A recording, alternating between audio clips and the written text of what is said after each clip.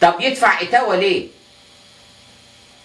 عشان كده بالذات ان انت تبني كنيسه، تبني جامع. لما تبني كنيسه تبني جامع. طب هل الراجل اللي اتقتل ده غني؟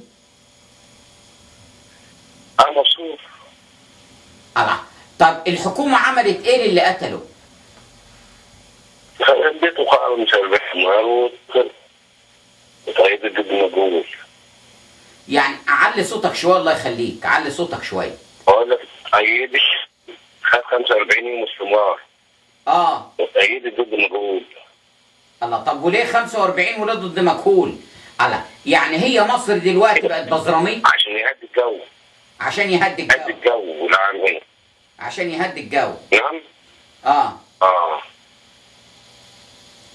طيب عيال الست دي، الثلاث عيال دول عندهم كم سنة؟ 9 سنين و6 و4، على حسب ما سمعت يعني. 9 سنين، ولاد ولا بنات؟ بنتين وولد. بنتين وولد.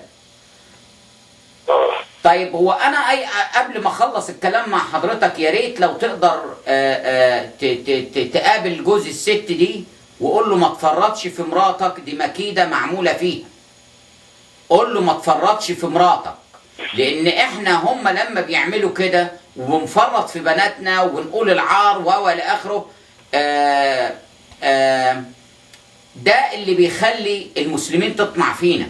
وانا عايز اقول لحضرتك يا استاذ خالد، على الحروب الصليبيه كانت بسبب موضوع زي ده، ان كانت السواح بتيجي تزور القدس، فكانوا بيخطفوا النساء ويخطفوا الامراء، السيدات البرنسيسات او الاميرات من دول اوروبا، ويعملوا فيها نفس الوضع. فاضطرت الحروب انها تقوم علشان تقضي على الارهاب اللي كان موجود في القدس، الارهاب الاسلامي اللي احنا بنعاني منه. هو ده سبب البلاوي.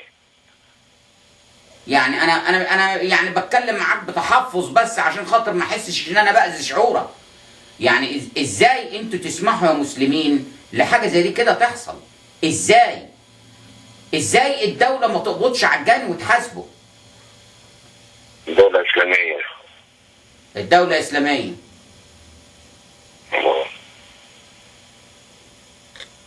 على اي حال، طيب ممكن تقول لي الحادثه دي حصلت امتى؟ حوالي الساعه 10 الصبح في يوم الخميس 9. ده الجمعه 9/4، الخميس كان 8. الخميس قبل ما طلعت يوم الجمعه الساعه 11 بالليل.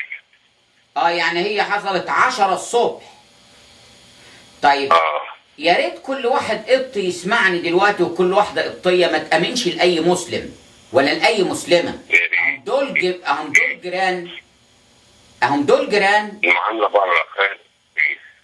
وقالت لها تعالي ساعديني في العجين، وسقوها شاي، وقامت من كوبايه الشاي لقت نفسها لابسه قميص نوم عريان ومصورين معاها واحد. طيب انا مش عارف يعني اقول ايه. هل الدين سمح له انه يعمل كده؟ هل القانون سمح له انه يعمل كده؟ هل تهاون السلطه في مصر سمحت للجرابيع يعملوا كده في ولاد الناس؟ شيء انا مش قادر افسره، شيء مش قادر اقوله. طيب يعني لو طلبنا نسال حضرتك سؤال اخير، الست دي اسمها ايه؟ اسمها سناء. وجوزها اسمه ايه؟ رزق. رزق؟ علي صوتك شويه مش سامع. اسمه رزق. رزق، اوكي.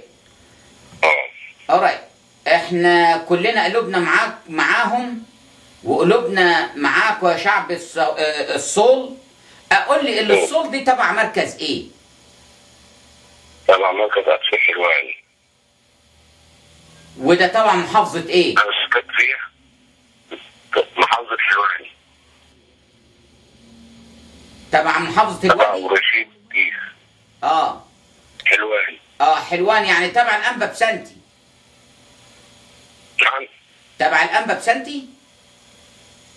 لا، اداريا تبع حلوان، كنسيا تبع الانبا دوماتي. طبعا الانبا دوماديوس في الجيزه. بشكر حضرتك يا اخ خالد على المعلومات الظريفه دي، ويعني انا اسف ان انا صحيتك في الوقت المتاخر ده. بتقول ايه حضرتك؟ بقول لك يا ريت تسمع صوتنا للناس بره. تسمع صوتنا للناس بره. هيوصل الفيديو ده، هيتحط النهارده على جميع شاشات الكمبيوتر، وهيتعرض في برنامج هموم قبطية على شاشة قناة الطريق. زي ما شفنا وسمعنا دلوقتي أعزائي المشاهدين الأفاضل، سناء جيرانها مسلمين دعوها علشان خاطر مرات الراجل دعتها علشان خاطر تساعدها في الخبيز، فراحت عشان تساعدها في الخبيز لقتهم عاملين شاي. شربت الشاي الست قبل ما تساعدها في الخبيز، قامت من الشاي لقت نفسها لابسة قميص نوم. الشهامة بتاعت الإسلام والشهامة بتاعت الرجالة اللي ما عندهمش ريحة الرجولة في مصر، خدوها لففوها البلد بقميص النوم. ليه؟ لأنها مرات واحد فلاح بسيط. مش كده وبس، ده واحدة مسيحية، والمسيحيين لازم يتعمل فيهم كده من المسلمين. ليه؟ دي سماحة الإسلام. وبعدين جوزها راح بلغ البوليس، قبض عليه.